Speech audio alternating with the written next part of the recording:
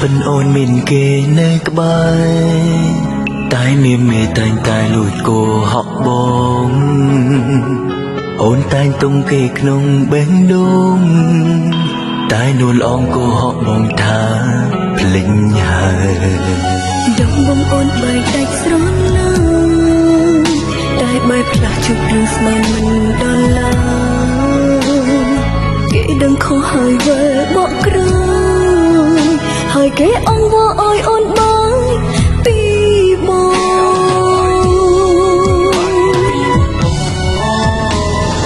ចាំបងភ្លេចអូនបានសិនទៅចាំពីលពេលព្រមតាមសំណូមពរគេព្រមពេលនេះមិនតន់ភ្លេចទេ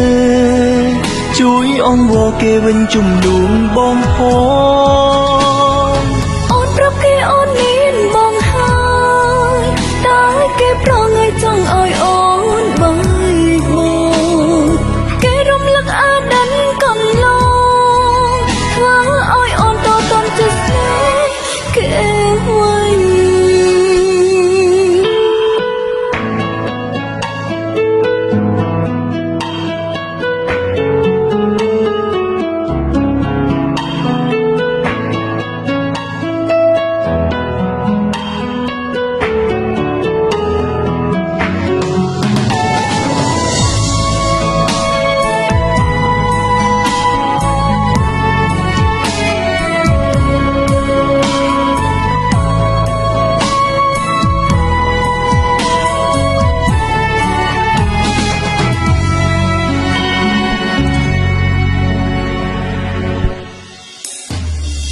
បើមិនប្រកាសចិត្តខ្លួនឯងផ្ដេចសំដែងឲ្យបងលងចិត្តធ្វើអ្វីនិយាយទៀតក៏ពីអូនអូននៃព្រឹងអ្វីអ្វីបងមកស្រីខ្មោចហើ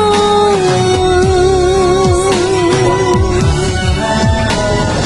ចាំមកភ្លេចអូនបានសិនទៅចាំពីលពេលព្រមតាមសំណូមពរគេព្រោះពេលនេះមិនតន់ភ្លេចទេជួយអង្វរគេវិញជំនួសបងផងអូនប្រាប់គេអូនមានបងហើយតែគេប្រងឲ្យចង់ឲ្យអូនបង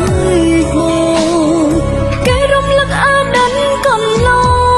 ងធ្វើឲ្យអូនតតន់ជាស្នេហ៍គេវិញ